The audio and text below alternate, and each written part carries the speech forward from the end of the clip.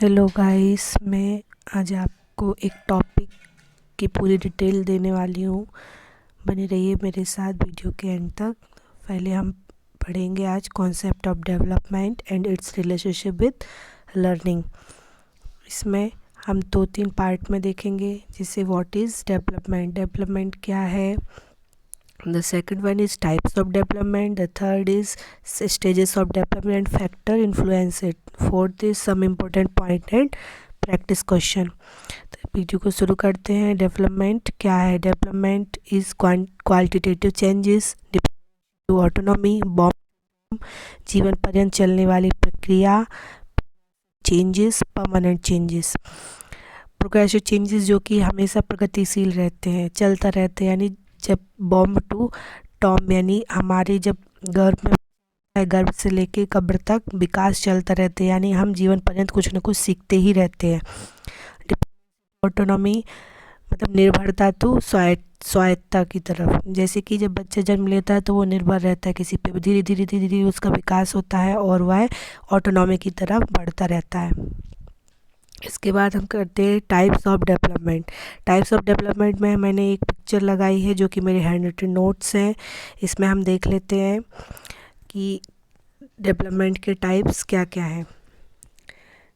इसमें development types हैं physical development, the second is cognitive development, emotional development, moral development and social development. Physical development हमारा भौतिक विकास है, जैसे growth of the body, body में जो ग्रोथ होते हैं वो फिजिकल डेवलपमेंट के अंतर्गत आते हैं। The second is cognitive development, मतलब संज्ञान विकास, ये हमारे ब्रेन से रिलेटेड होता है। Ability to think, understand anything और कम्युनिकेट विद अदर्स, ये हमारे संज्ञान से या ब्रेन या माइंड से रिलेटेड होता है, cognitive development. The third is emotional development. Emotional development जो फीलिंग्स होती हैं कि हम रिस्पॉन्ड कैसे करना है, इमोशंस होते हैं, जैसे किसी के दुख को देख के हमें दुख होता है और किसी खुशी को देख के हमें खुशी, इसे हम इमोशनल डेवलपमेंट कहते हैं। इसमें फीलिंग्स आती हैं और उसके अकॉर्डिंग रिस्पॉन्ड करना होता है, वो इमोशनल डेवलपमेंट के अंतर्गत आता है। The next is moral development, नैतिक विकास, इसमें मोरल वैल्यूज़ होती हैं, अंडरस्टैंडिंग राइट एंड रॉन्ग होता है, आइडेंटिफाई वैल्यूज़ होता है। The next is social development, जब रहता है तो उसका सामाजिक विकास शुरू हो जाता है परिवार से ही, परिवार में रहता है, उसके बाद आगे जाता है, स्कूल जाता है, नेबर से सीखता है और फिर आगे बढ़ता है, इसलिए उससे सामाजिक विकास होता है। इंटरेक्ट करता है दूसरों के साथ, बातचीत करना, इंटरेक्शन करना, ये सब सोशल डेवलपमेंट के अंतर्गत आता है। आई होप आपको समझ में आ गया होगा। इसको मैं जूम करके दिखा देती हूँ।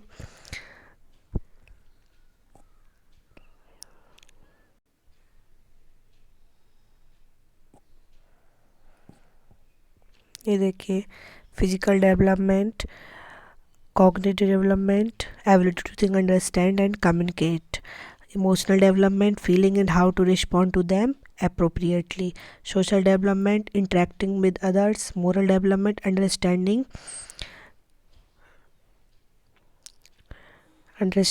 right and wrong, नैतिक विकास, आइडेंटिफाइंग पर्सनल वैल्यूज़।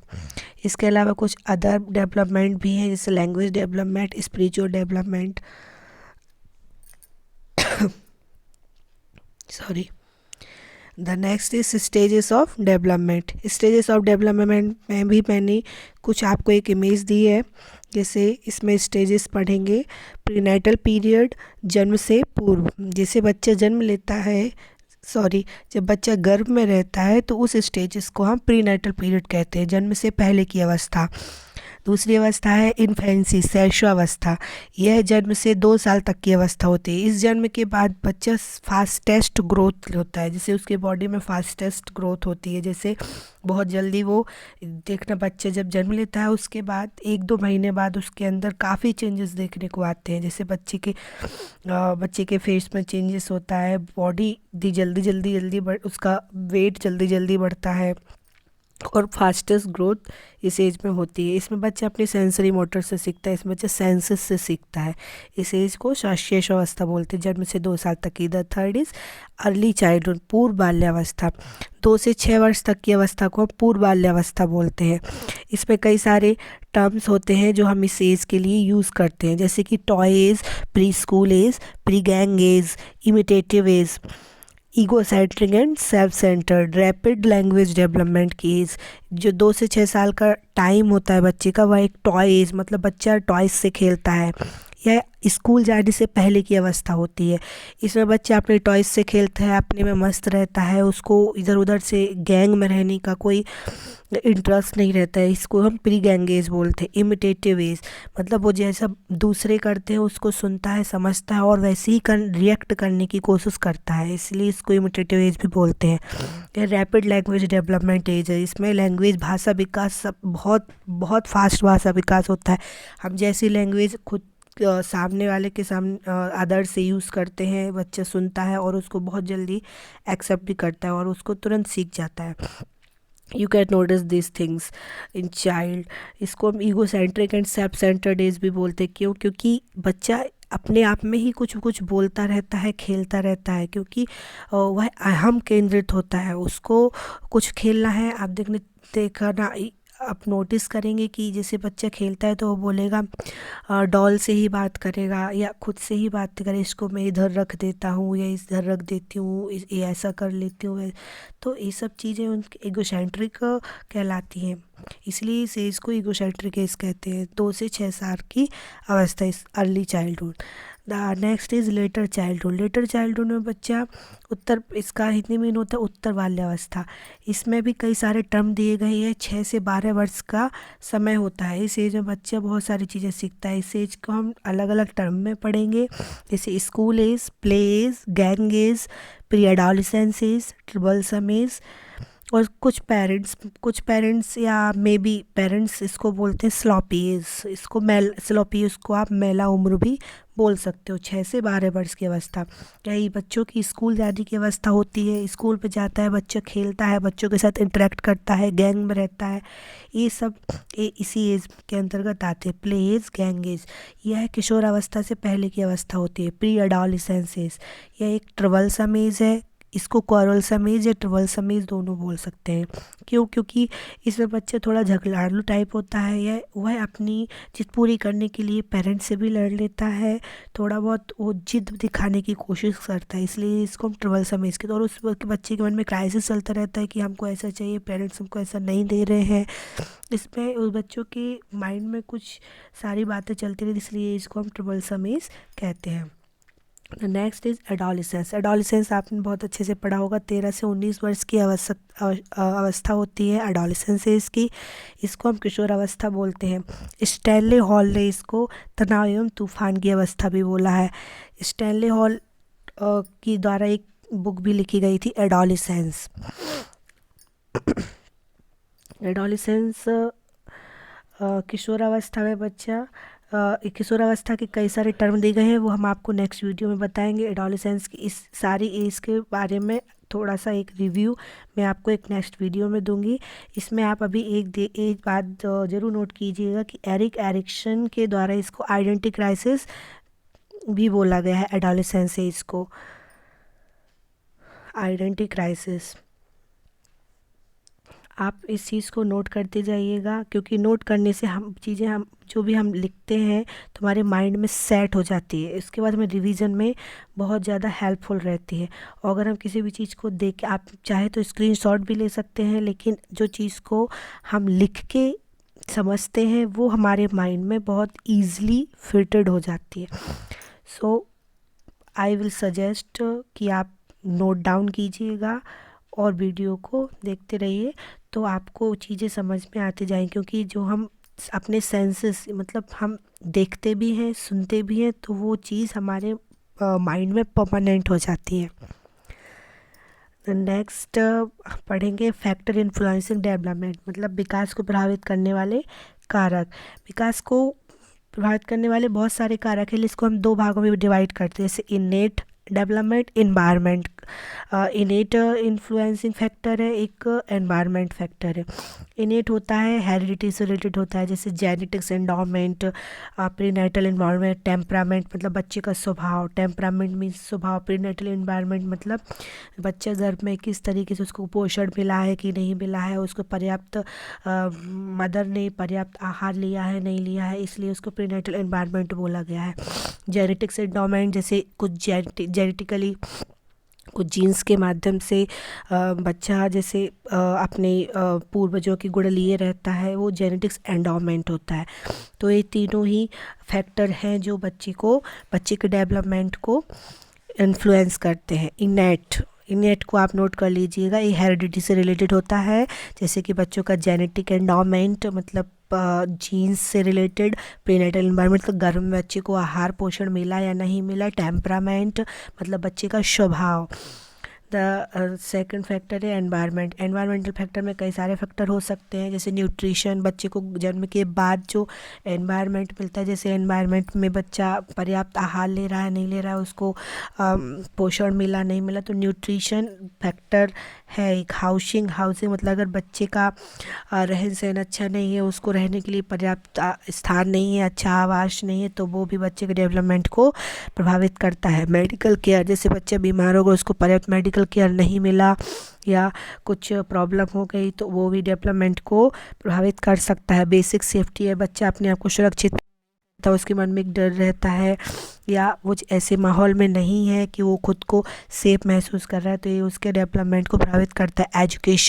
एजुकेशन में बच्चा जैसे उसको पर्याप्त एजुकेशन नहीं मिली है, अभाव में रहा है, पर्याप्त एजुकेशन नहीं मिल पाई है, आगे नहीं बढ़ पाए, तो बच्चे के डेवलपमेंट को प्रभावित करता है। फैमिली का सपोर्ट भी बहुत मैटर करता है। अगर फैमिली का सपोर्ट नहीं रहता है, बच्चों कुछ करना चाहता है, बच्चे के अंदर कुछ एबिलिटीज़ हैं और फैमिली ने उसको नहीं समझा और नहीं मिला, तो ये बच्चे के डेवलपमेंट को प्रभावित करता है।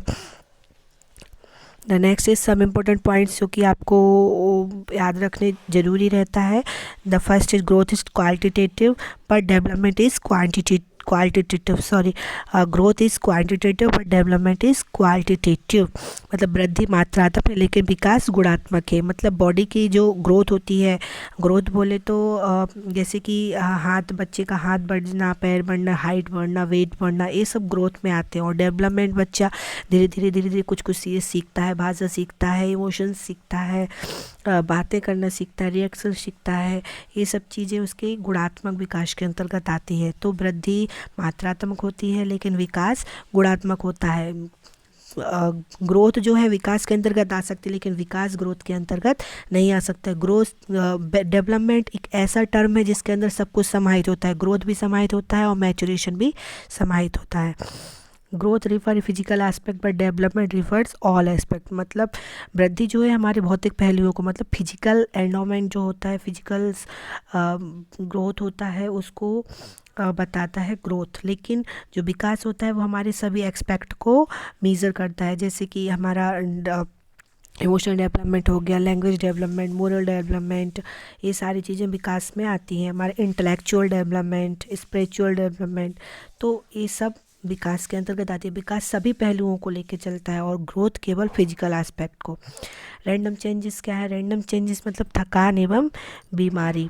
जैसे हमारे से थक जाते हैं या कोई बीमारी होती है तो वो एक डेवलपमेंट के अंतर्गत नहीं आती है। जैसे अचानक से कोई भी चीज़ हो जाना, जैसे अचानक से हम चक्कर खा के गिर जाए या कोई हमको बीमारी हो जाती है तो वो डेवलपमेंट में नहीं आती है। मतलब आपको एक चीज़ नोटिस करके रखना है कि random changes is not a development.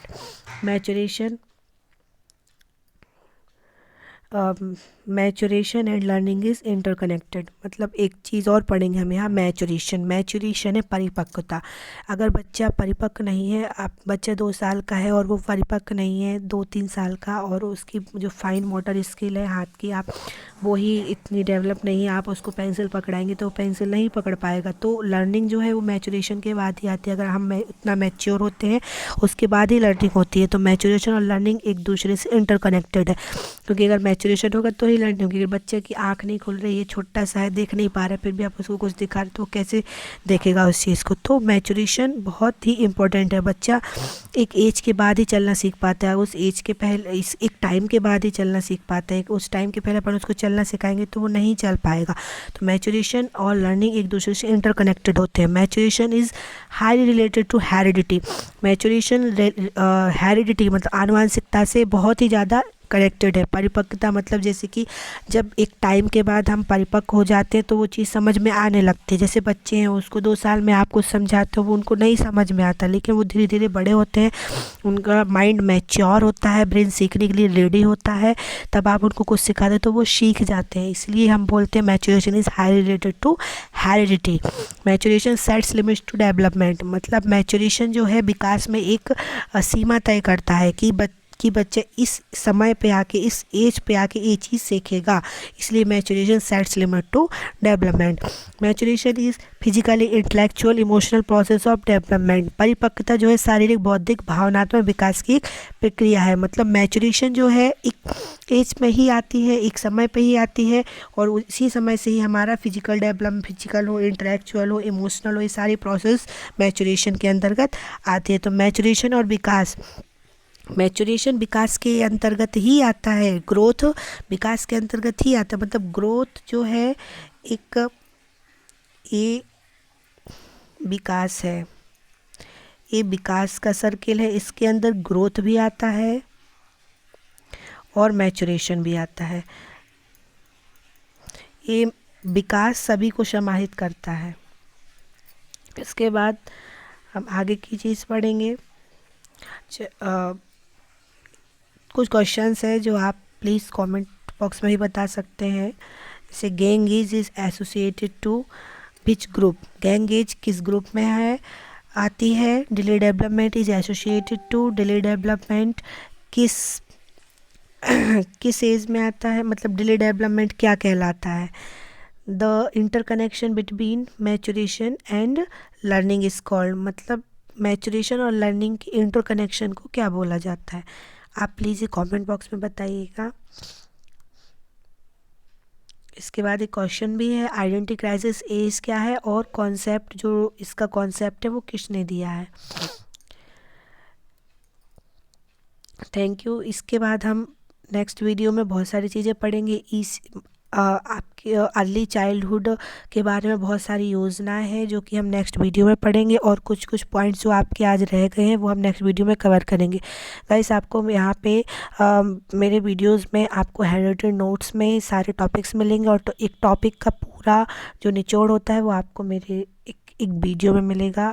अगर आपको वीडियो अच्छा लगा हो तो इसको लाइक, फॉलो एंड सब्सक्राइब कीजिए, जिससे मुझे मोटिवेशन मिले और मैं नेक्स्ट वीडियो बनाने के लिए रेडी हूँ। Thank you.